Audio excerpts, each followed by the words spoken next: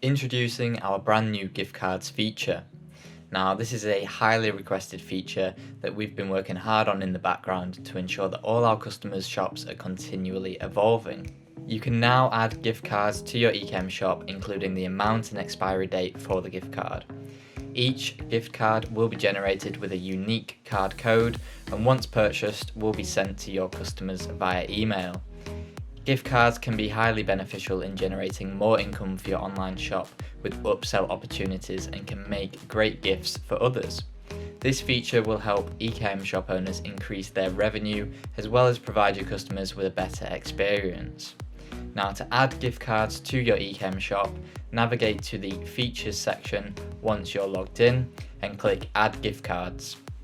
You'll then be taken to a page where you can choose the name for your gift card and add the different price variations such as £10, £20, £50 or £100.